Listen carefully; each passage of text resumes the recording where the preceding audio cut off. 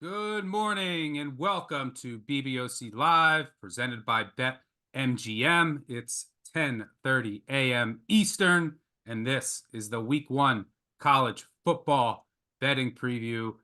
We are officially back. I'm Stuckey, and joining me, as always, my fellow BBOC co-hosts, Colin Wilson, Mike Calabrese, and the one and only Mr. Brett McMurphy.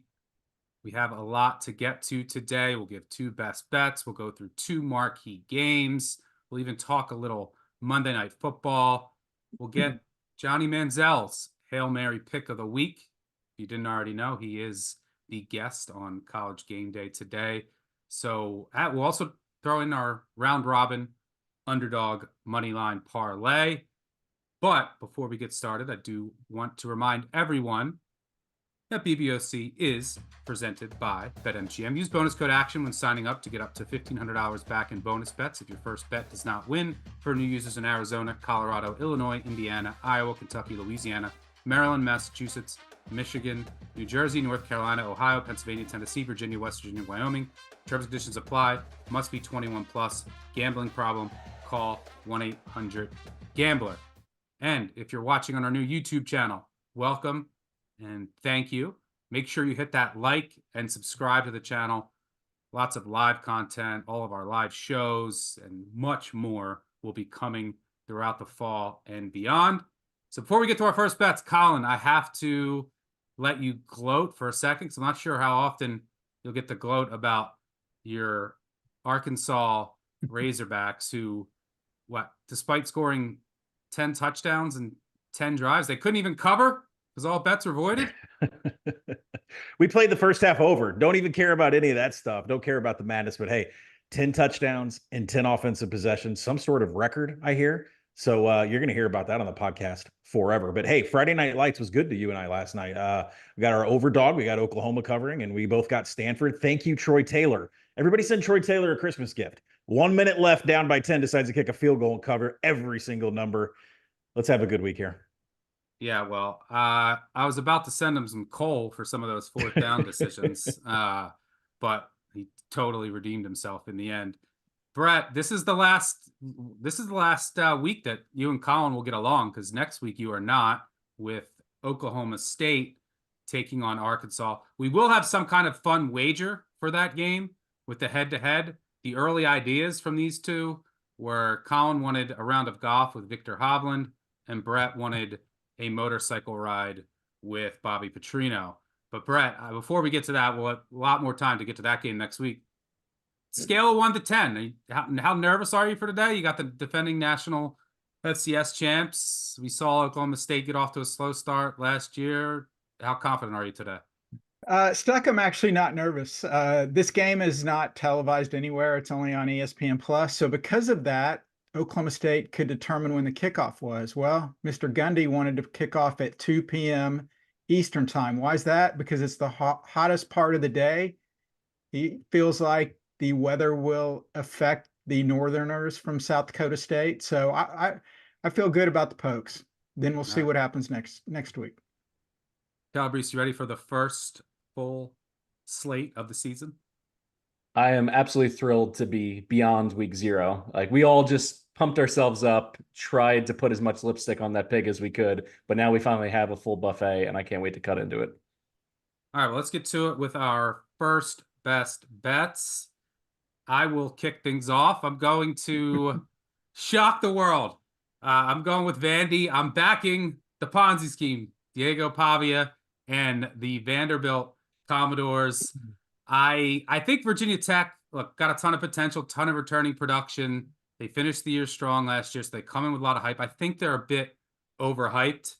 If you look at who they beat and then who they lost to close the end of the last season, it's not that overly impressive.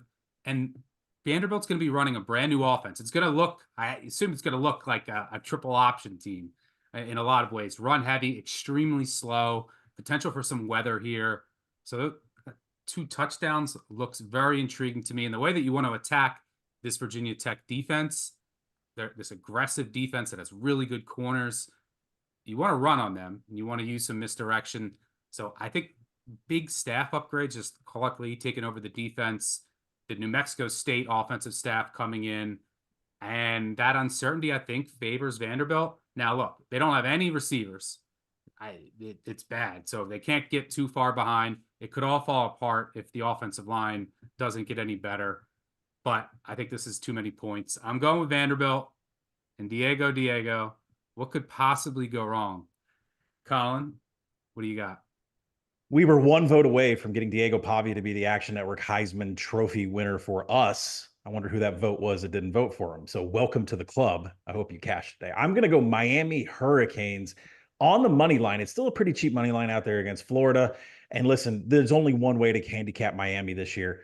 Can you create enough havoc to get Cam Ward to spit the ball up? Because that's all he's done his entire career. Now, he makes highlight reel plays, and he's going to be great at the next level in the NFL.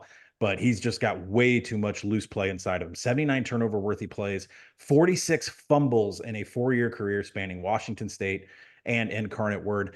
Can Florida attack that? The answer is no. They fell outside the top 100 in havoc last year.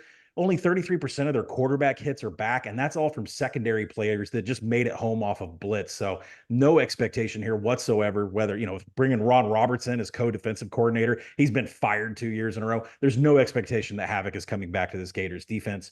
Go to the other side of the ball. Graham Mertz was excellent last year. Just they had an average depth of target that was Bo Nix-ish at like 6 yards per pass. His accuracy was off the charts, but he's got to throw it downfield because Miami's place to attack is the secondary. Not sure that the weapons are there on the outside for Florida to get that done. Love Graham Mertz, but this is a really tough matchup. Give me Miami on the money line. Looking forward to that game. More on it in a bit. Brett, we're getting the season kicked off spicy with our first head-to-head right off the bat. And maybe you're just saying, look, I can't win any bet on Pavia besides the UMass game last year in the opener. Maybe I only win Pavia openers, but you're going against me with Vatek. State your case. First off, Stuck, the line's 13.5, not 2 touchdowns. So I want to be clear on that. Nice try. I tried to sneak one in there. And yeah, you're betting on Diego. I know you were overseas during the summer. I don't know, maybe there's a virus inside you. It's got your mind, messed up. You talk about Virginia Tech being overvalued. They're not ranked in the top 25. They don't feel respected. They return 18 or 19 starters. Kyron Drones, one of the most underrated quarterbacks out there. And you're right. They finished strong last year, 5-2 their last 7. You can question who they beat, but they dominated in those games. Certainly better teams than they're playing today. They averaged more than 270 yards more offense in those wins. They're third nationally in returning production. And then you look at Vanderbilt, new coaches, new scheme, yada, yada. It's still Vanderbilt stuck. Come on. Last 10 years, they only covered 37% of the time at home. Bottom line is Vanderbilt will have as much success as your rental car did when you put diesel fuel in it. Go Hokies. Well, funny story is while I was overseas this summer, we rented a car in France and it was a diesel Mercedes, and I was like, it said diesel on it. And no, I was like, I'm not putting diesel in this car. I refuse to do it. I made my wife do it. I was like, it says diesel on it, but now, and I know it has the DE. I was like, nope, I'm not even risking it. So I was petrified to put gas in the car. Yes. And when I put the bet in this morning, it was 14. I would shop around or see if that pops or wait for it if you do like my side. But knowing my track record with Pavia, maybe you should side with Brett. Calabrese, finish this up here. What do you got? I'm going to go over in UTEP against Nebraska. The number's at 48. I like it up to 49.5. And it starts with UTEP. They're switching from a plodding, run-centric identity under Dana Dimmel. He's out. Scotty Walden is in. Their new head coach is just a fire plug. He's absolutely bottled up electricity. If you hear him talk, he could sell snow to the Eskimos. He's going to do an up-tempo offense, shotgun, fast, fast, fast. His stated goal, which I think is a bit aspirational, is that they want to snap the ball every 12 seconds. That is music to my ears for an over in this spot, because either they're going to go down the field and score on this Nebraska defense, or more likely they're going to have quick 3 and outs and they're going to give it right back to the Cornhuskers. Now, finally, Nebraska has a quarterback. Really, since they made the switch from the triple option and the I formation, the I backs, to the pro style and everything they've gone through in the last 20 years, they haven't had a quarterback of the caliber of Dylan Raiola. He gives Matt Rule and offense coordinator Marcus Satterfield a chance to beat teams downfield. His spring game, he flashed in that regard, 16 for 22, 239 yards, 2 scores. And he's up against a UTEP defense that is in rebuild mode. They have 8 new starters there. And finally, when you talk about year 2, I know that Colin brought this up talking about Matt Rule during your Big Ten preview. This is when it pops for him. He has at Temple and Baylor an average increase of 5 wins per season. And coming out of the gate in year 2, his offenses usually make a statement. They average 46 points per game in that spot. And then finally, Marcus Satterfield as an offensive coordinator. The same thing played out at South Carolina. In year 1, he had no quarterbacks. The offense was a mess. In year 2, he gets Spencer Rattler. They jump into the top 40 in scoring. And now he has an opportunity to take an offense that only finished above Army and Iowa in terms of passing grade from PFF. I think they're going to take a huge jump in this game. They're going to do most of the heavy lifting here and probably get close to 50 on their own. I'll go over 48.5. All right. Good luck there in Lincoln. Before we get to our first marquee matchup of the day, which will kick off in a little over an hour. Quick ad read here. If you want access to all of Action's pro projections, make sure to sign up for our annual subscription that is currently on sale. Access includes exclusive player prop picks from Sean Kerner and other members of the Action Analytics team. Shout out my guy, Nick Giffen. You also get access to exclusive expert articles, our best spread, money line, and total bets, and real ticket and money percentages. To sign up, visit actionnetwork.com/pro today and use code BBOC20 at sign up. One more time, that's BBOC20 at sign up for $20 off. All right, let's move on to our first marquee matchup of the day. It's a big one between Clemson and number 1 Georgia in Atlanta. These two teams used to face off every season back in the day. Brett, I'm sure you remember this used to be an annual game for maybe a little over 2 decades. I think it should be a game that just it feels right as a non-conference annual game. But I digress. Today, big game here. Money has come in a little bit on Clemson driving this line down. Some of that due to the suspension, Trevor Etienne, some other roster uncertainty with Georgia. So I liked Clemson, especially when the line was a bit higher. I'd still look that way now. I think the Clemson offense should be better. Right, year 2 under Cade Klubnik, year 2 under Garrett Riley, bringing a really good offensive line coach. We'll see how the center position plays out. I think that's critical today, but the offensive line should be better. Just the offense in general. Not only is it, year 2, better offensive line coach, they weren't great last year on offense, don't get me wrong, but they were super unlucky as well when it comes to turnovers, injuries, red zone production. So there's some potential looming regression, but I think you see a more productive Clemson offense. Wide receiver room also, I think, upgraded overall. And, Clemson did lose some key defenders, but you can always trust that unit to be really good. A lot of talent on that side of the ball. And I think they had 6 true freshmen who started 3+ games last year. All of those guys coming back. So I would look Clemson here. Want to see the health status of some of the Clemson cornerbacks. So a lot of uncertainty in this game, but I actually think it'll end up being a good one. Colin, what do you say? Yeah, that spread is down to 10.5 right now as we're doing this, but the first half is still sticking at 6.5. And I like that best because of so many suspension and injury concerns going on for Georgia. Now, it's already been announced that Trevor Etienne is not going to be there for the entire game. That's really bad for the Georgia running backs because Rod Robinson is also out with a toe injury. Are we going to see carries from walk-on Cash Jones here? I mean, what are we going to do from a running perspective in Georgia's game plan until they figure out that Carson Beck needs to be throwing in standard downs right off the bat? That might come second quarter, third quarter. We don't know, but let's take advantage of it with a first half bet. And then the defensive line is light on depth in the interior for Georgia. A few injuries going on in there. Plus, they took their best player on defense at edge, Mikael Williams, and they're backing him off the line and putting him back at linebacker. There's like some true freshmen that are going to have to produce today for Georgia, especially in the secondary. They're going to look at KJ Bolden getting some plays here. So definitely areas for Clemson to target. They have one of the best offensive line running back combinations in the country, especially when you talk about Phil Maffa, 3.7 yards after contact. He created 40 missed tackles last year. And Cade Klubnik was hot at the end of last year.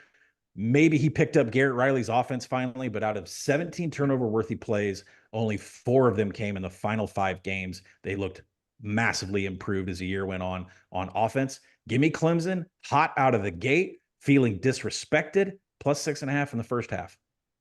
Yeah, hopefully we don't need many field goals there, because the kicker is certainly a question for Clemson. And something has to give here. Kirby Smart, 30-16 against the spread against ranked opponents. Dabo, 12-1 against the spread, including the postseason when an underdog of 6 or more points.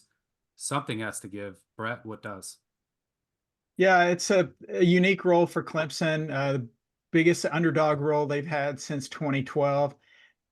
You look at Georgia, though, this is business as usual.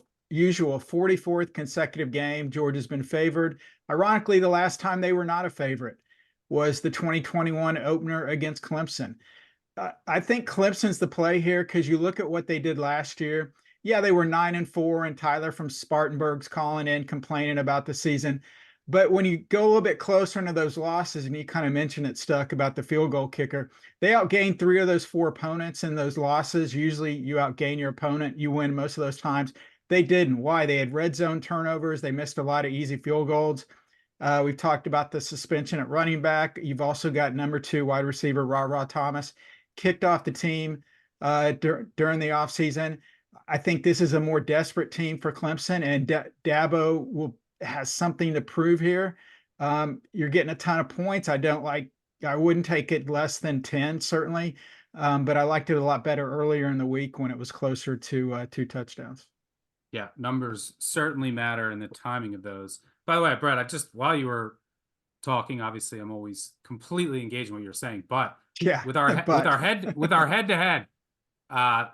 Virginia Tech Vandy, loser next week of that bet has to wear something. I was just looking up, there's like Vanderbilt scarves, but we'll figure it out. Could be a hat thing. Loser has to wear some kind of gear of the other team, but we'll talk about that off air. But something to come. Calabrese, anything here? Could I interest you guys in an exotic? Both teams to punt on their opening drive, close to 3-1 out in the market, plus 280 at a few shops.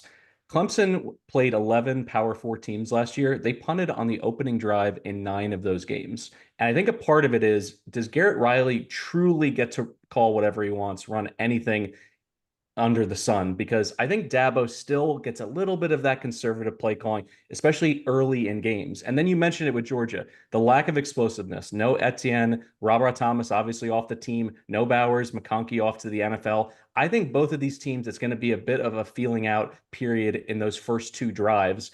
And also, I have questions about Clemson. I know that Wesco has had a lot of buzz in fall camp, but can Clemson regain the advantage they used to have on the outside? I mean, the days of Nuke Hopkins and Sammy Watkins and Mike Williams, they feel like ancient history. Like, where are the explosive playmakers on the perimeter for Clemson? And bringing it back to Riley to close this out, how much did Quentin Johnson make this guy a star? Because obviously his offense was all predicated on big plays at TCU, and that kid made a lot of them. So I have issues with where the big plays are going to come for both of these teams. So I'm going to take the exotic at close to 3-1. All right, yeah, it's a good point. I want to see, right, Georgia. Obviously, they have 5 stars all over, super talented team, but that secondary lost a trio of pros, and Clemson's offense has more hype coming into the season. People are expecting more. Where's the explosiveness? Will we see it on a fast track today? That's something that I'm certainly going to be looking for. It is a great early season test.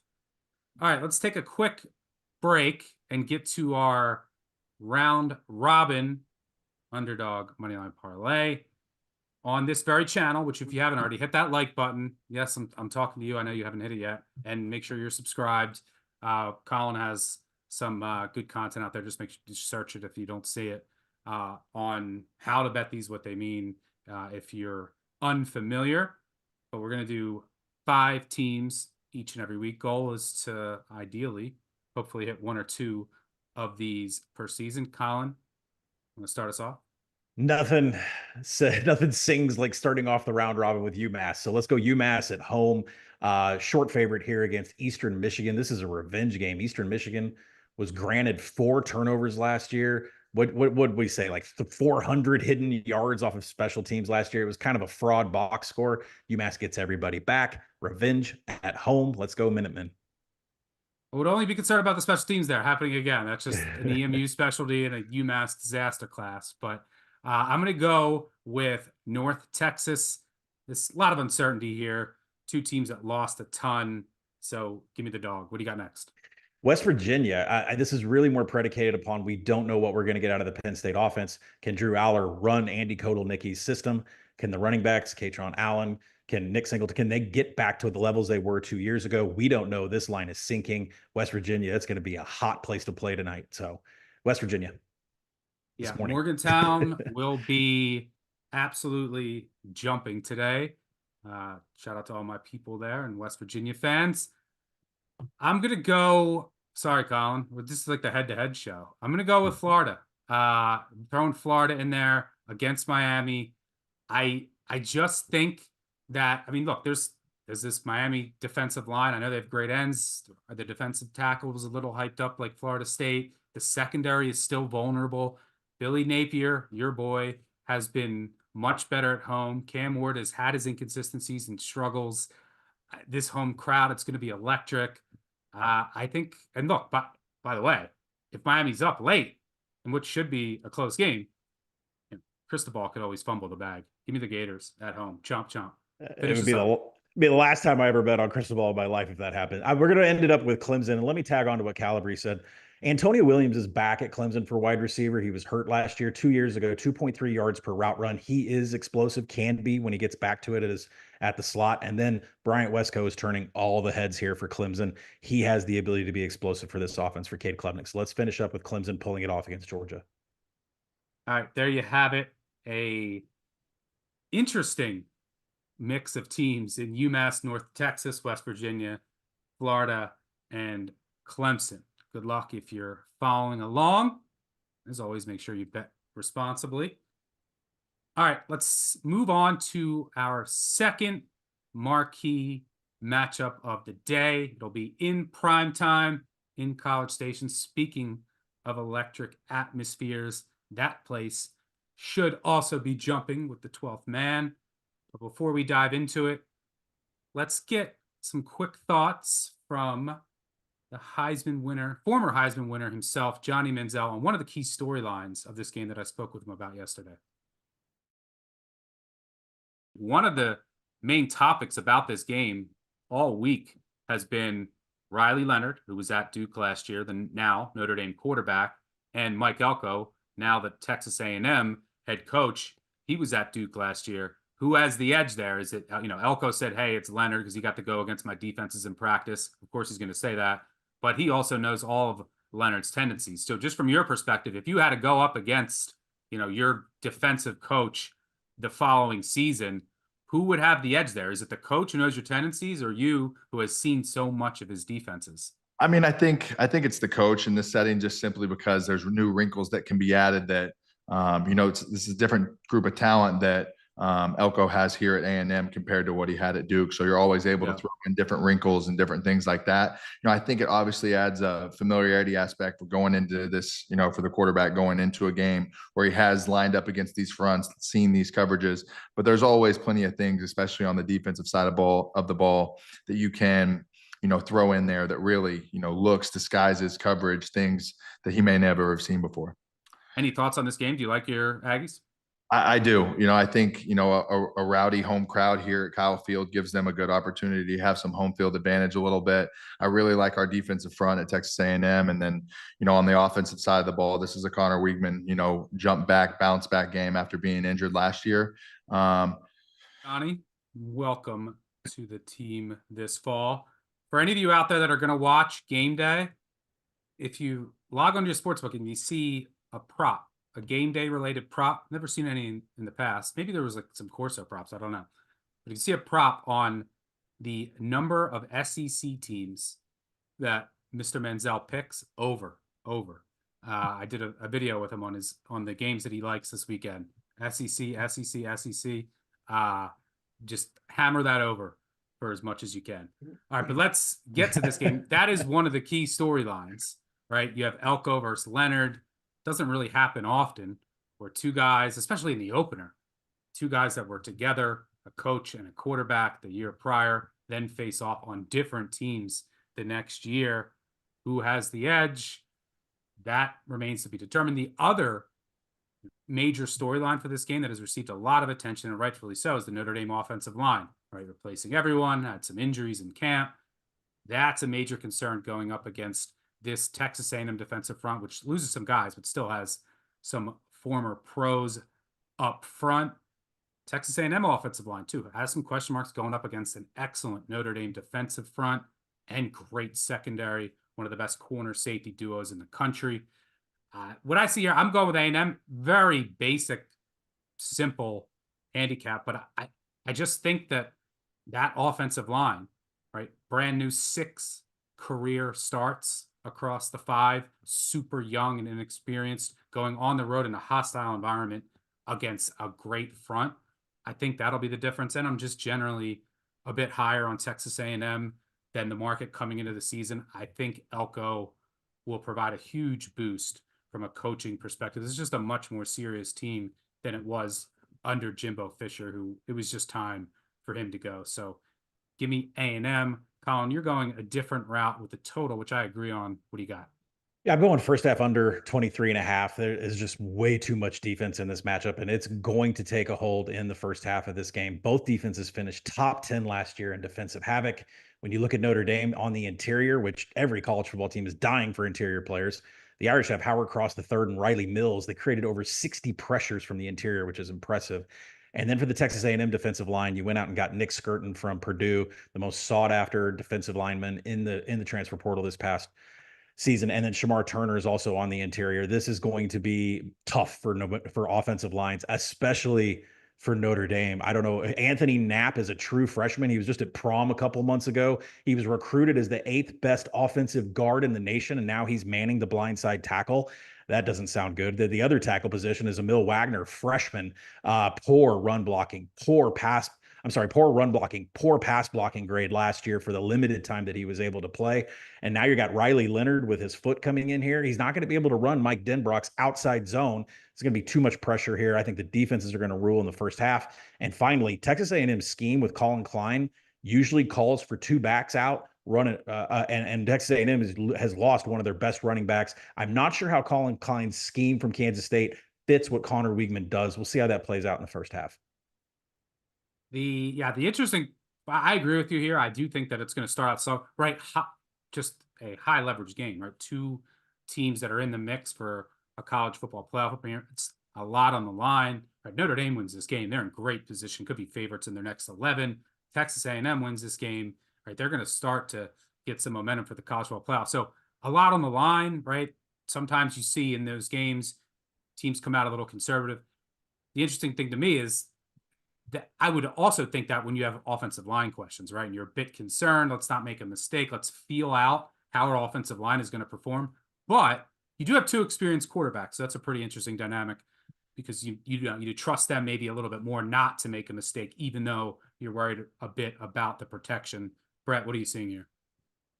Yeah, basically along the same thing you guys have said. I actually just went into the Action app. What's the Action app? That's where I'm 5-1 this year, if you want to check it out. I took under 47.5. Everything Stuck you said about the Notre Dame offensive line. You're starting a true freshman at left tackle. You're starting a freshman left guard, Elko and Leonard's ties. And also you look back at last year's game, Elko's Duke team held Notre Dame to 21 points. That was the 3rd fewest points Notre Dame had all year. If he can do that with Duke personnel, what in the world is he going to do with that defensive front that he has at Texas A&M? This is an under for me the entire way. So we'll look for a lot of field goals, a lot of punting, and I agree with you, Stuck, also with A&M pulling out the victory.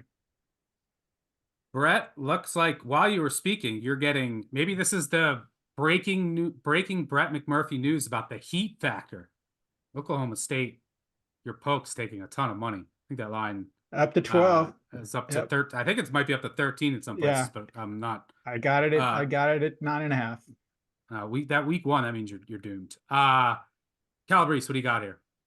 I also lean under here, but I'm going to try to target a live under because I need one data point that is a bit of a mystery. When you look at the way that Elko's offenses ran at Duke, they were one of the slower teams in the ACC, just 63 snaps per game. He hires Colin Klein, who ran the second fastest pace in the Big 12 last year with nearly 12 more snaps per game. So just in the same way I was talking earlier about Garrett Riley and Dabo and how they work together and who gets to fully have their hands on the controls, I want to see what this offense looks like from a pace perspective in the first drive. I'm going to bet pregame under, but if they come out and they are closer to the seconds per play that Elko ran at Duke, I feel even better about that under. I think I'll tag on some extra money.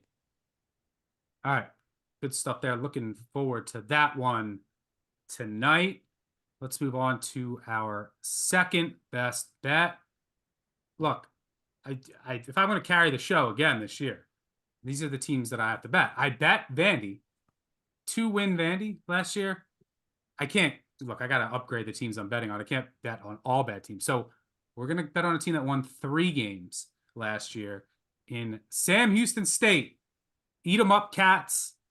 I like them here against Rice. Rice doesn't profile as a great big favorite. They play really slow. I think they're really going to miss McCaffrey, a wide receiver who is just a massive part of their production in yards and touchdowns. I think there'll be a hole there. And Sam Houston State struggled early, really came on during the late part of the season, could have finished 4-0. I think they really got adjusted to the FBS level, upgraded at quarterback, wide receiver room will be better with some improved health.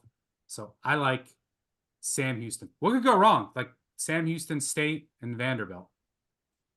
Colin, what do you got? Number's 8 right now. It's flying on Sam Houston State. That thing is moving. Let's go tomorrow night. USC, LSU monster showdown. I got 4.5 on the board right now. USC won the defensive coordinator hiring process this offseason. Not LSU whatsoever. D'Anton Lynn comes over from UCLA. The job that he did there in one season was pretty amazing. Improved the defensive havoc. They were number 1 in the pass rush in the nation. But more importantly, this was a UCLA defense that was outside the top 100 in stopping the run. Last year, they were top 25. D'Anton Lynn came over 4 Holiday Bowl practices. He wasn't officially a part of the coaching staff, but he was there every day in practice. This was a USC defense that missed 140 tackles the entire season. In the Holiday Bowl, they missed just 6, and that is the influence that Lynn has. But you turn around to the LSU side, the hiring of Blake Baker from Missouri, he was great. Defensive havoc. They were great in stopping the run. Way too many explosives giving up through the pass game every time the Tigers took the field. I'm not sure how that helps LSU here when that was their biggest issue last year. Gave up 30 points to 6 of their 8 SEC opponents. I don't expect that to change for the LSU defense. And then when you go to the other side of the ball for LSU, Garrett Nussmeier is now the quarterback after Jaden Daniels. What does that mean? We're not running outside zone anymore. Garrett Nussmeier is more of a passer than a runner, which means we're going to have a completely different offensive scheme. There's going to be a lot more passing here. And that really puts a lot of spotlight on the wide receivers for LSU. They lost a ton of production. Now Kyron Lacey has to step up and be the guy, which he has not shown it from a yards per route run yet. We'll see if he can. I like USC and the points. Yeah, I do think that the USC defense from a scheme preparation perspective will be much better. And I love the talent they brought in on the back end. Question, and I like USC in this game as well. Question for me is, though, can the USC front get any push? Just don't get completely shoved around by a great LSU offensive line. And then you can lean on, your scheme, those defensive backs, make Nussmeier beat you, not in, manageable third down situations. So that'll be a key matchup for me to watch. Brett? I'm looking at Georgia Southern, home dog against Boise State. Georgia Southern, I believe, is plus 13 right now. Boise State's the highest profile team to come in and play in Statesboro in a long, long time. This is the largest home dog roll for Georgia Southern under Clay Helton. Boise State, everyone knows about Ashton Jeanty, but kiss of death this week. Boise State sends out the Heisman campaign for Jeanty. That's not a good look. That's a kiss of death. Who's Boise play next week, you ask? How about Oregon? certainly a look ahead. And finally, Stuck, I got another weather angle for you. I don't know if you've ever been to Boise. It's incredible. I love it. It's beautiful. It's cool. It's high altitude. Well, it's not Statesboro. 92 degrees, high humidity. The Broncos will melt in the second half. I think Georgia Southern keeps this close. And I wouldn't be surprised if maybe they pull off the upset, which certainly would hurt Boise's Group of 5 college football playoff hopes. Brett, we were against each other early, but I agree with you here. I've been waiting to see if this would pop to 14. Don't think it's coming, but I will be joining you here. And I was going to mention that potential weather angle. I do think the strength of Georgia Southern's defense is up front with their defensive line. They got some size there. Marcus Trent at linebacker. Secondary is a little questionable, but I'm not fully sold on the Boise passing attack just yet. And that defense brings everybody back. But how good were they really last year? A lot of hype for Boise. Oregon on deck. Jay French at quarterback for Georgia Southern. Just give us something. But at least just give us not Davis Brin turning it over every other play. I agree with you here. Calabrese, what do you got? I'm going to go South Carolina laying the 3 touchdowns at home against Old Dominion in what I'm calling the regression bowl from a luck perspective. ODU was pure fool's gold last year. Yes, they won 6 games. All 6 were by 1 possession, including a 1-point win over Texas A&M Commerce, who finished with 10 losses at the FCS level and an insane 11-point comeback in the closing minutes against Georgia State in the regular season finale. Then they get to the bowl game. They blow a 28-point lead. They get shredded by a Western Kentucky quarterback in his first career start. And when you look at South Carolina, for all the good luck that ODU had, they had bad luck. They had injuries to 12 separate offensive linemen, which I think made it so difficult to evaluate them from an offensive perspective. They come in healthy with depth on their 2 deep finally, and I think that's going to open up things for their big 3. You got Lenore Seller, who is a dual threat quarterback. Rocket Sanders in from the transfer portal at running back. He put up big numbers, not necessarily with a great offensive line in front of him in Fayetteville. And then Nick Harbor, 2-time freak list #1 player, according to Bruce Feldman. He's 6'5", 240 pounds. He's an Olympic level runner. His 200-meter time automatically qualified him for the Olympic trials. I think that's going to be the story of the game, the explosive plays from the South Carolina offense. And then ODU gave up over 50 sacks last year. I think the Gamecocks are going to be able to get to Grant Wilson in this game. And it's really going to show that the Monarchs were just basically a paper tiger in 2023. I think they get boat raced in this game in Columbia. All right, good stuff there. And I agree with you on the ODU regression season. Go Cox. All right, let's move on to a new segment that we have this season. And we're going back to Johnny Manziel for his Hail Mary pick of the week. This is where he'll give a long shot that he thinks has a chance to win outright, and then we can laugh at him, mock him, agree with him, back him. Let's go to Johnny. Let's move on to your Hail Mary pick of the week. What do you got? I got Vandy going into playing Virginia Tech. You know, I think they can come in here and pull a little Hail Mary out of their pocket. You know, I like that. I like the SEC teams. They're going to have a hard schedule going throughout the rest of the season. So what better way to start it out than a win? All right, we're back to this. We're back to this game. If I told you earlier in the show, if you find a prop that SEC teams over on game day for Manziel, there's one SEC dog. SEC teams, by the way, 3-0 against the spread to start the season.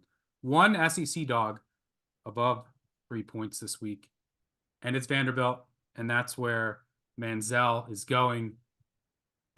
You know my thoughts. The uncertainty factor, I don't hate it. Brett hates it. Colin, it's a long shot. Hate it or love it? The Vanderbilt, I would bet Vanderbilt. Absolutely. Now to potentially steal this game. Could you see it? I mean, Clark, no, but I can see him covering easily. So yeah, big difference. Calabrese, can you see it? I cannot see it. I think Aren't you Pavia? Aren't you the leader of Pavia Nation? I am the leader of Pavia Nation. I agree. They can absolutely muck up this game and turn it into, you know, a second half where there's only 5 or 6 possessions. And if there's some weather covering, yes. having enough explosive plays on the perimeter to score. They got to score at least 24, 28 points to win this game. I think I just don't see them doing that to win outright.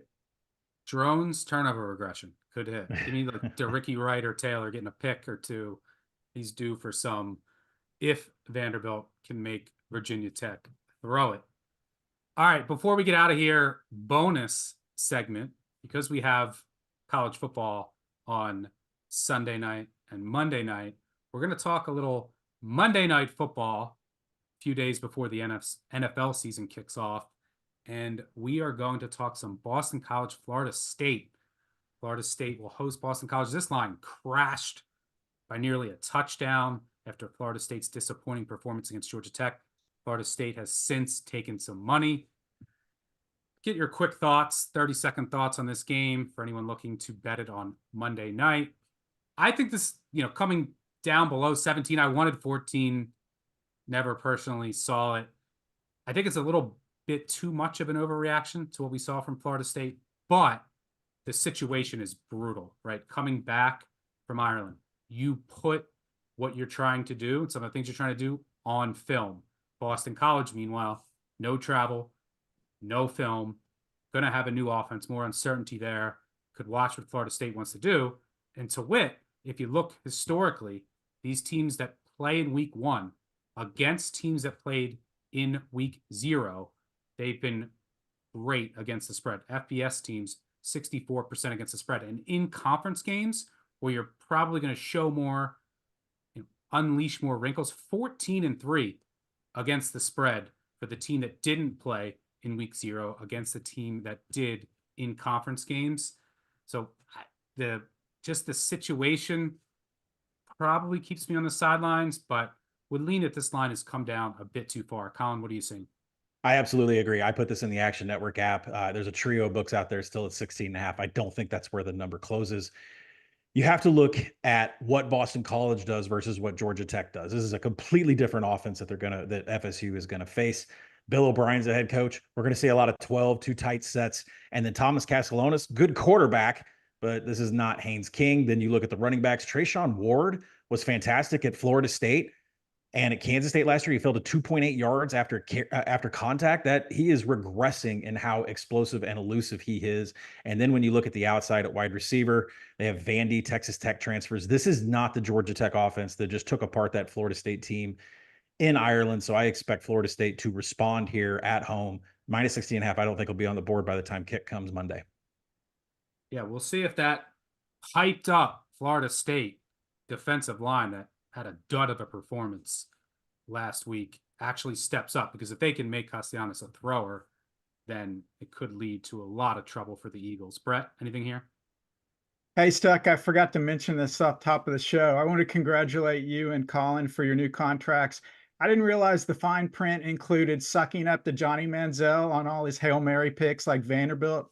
But anyway, I regress. I like Florida State here. The number's out of whack. It's fallen too much. Stuck, you talked about no travel, no film. How about no talent? Florida State outclasses Boston College. This is a huge game. They can't go 0-2 in conference play. If Florida State beats, what if Georgia Tech loses that game in overtime? Is the line really down to 16.5? I don't think so. I'll take the Seminoles in a big bounce back roll. Suck it up. I don't need to suck that up with anyone here. I started the show with Vanderbilt. Calabrese, what do you got here? Spin it however you want, buddy.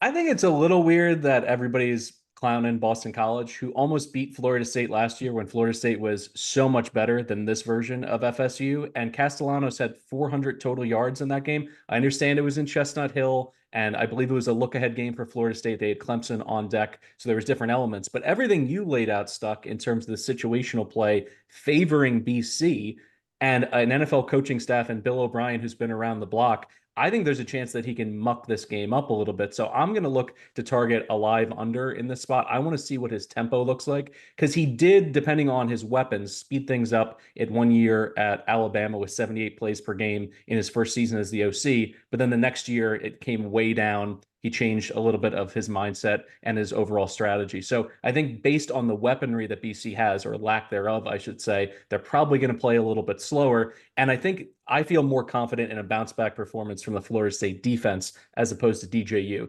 DJU is fully cooked. He's played, so many games in college. I've seen what he can do when the defenses know that he has to pass the ball. He cannot put it downfield. But the Florida State defense, I think, is going to get off the mat and play a much better game here. So I'm going to look for a live under as long as BC isn't doing something weird from a tempo perspective. All right, good stuff there. After this show, I'm fired up. I hope you guys are all fired up. Maybe at noon, I'm going to flip my main TV from Clemson, Georgia to Vanderbilt Tech, anchor down. But that'll do it for us. Thank you to Brett, Colin, Mike, our producer in the back end, and most importantly, to all of you. One final reminder before we get out of here, BBOC is presented by BetMGM. Use bonus code ACTION when signing up to get up to $1,500 back in bonus bets if your first bet does not win. For new users in Arizona, Colorado, Illinois, Indiana, Iowa, Kentucky, Louisiana, Maryland, Massachusetts, Michigan, New Jersey, North Carolina, Ohio, Pennsylvania, Tennessee, Virginia, West Virginia, Wyoming. Terms and conditions apply. Must be 21 plus. Gambling problem? Call 1-800-GAMBLER. Good luck on all of your wagers today. Quick reminders, YouTube, hit that subscribe button, hit that like button. We'll be back with our recap show. Yes, I know it's Labor Day. No days off. It's college football season. We will record tomorrow. So hit that voicemail, 959 bad beat. Yell at me all day for all of my losers. Come scream, whatever you need to do. Let it out. We will pick the best ones played on the episode. Group of 5 guys back midweek with their preview for week 2. Colin and I will be back overnight Thursday for the week 2 betting preview. Same time next week for this show, and every Saturday throughout the College Basketball National Championship, 10:30 a.m. Eastern. Good luck, and we'll see you out there. Cheers.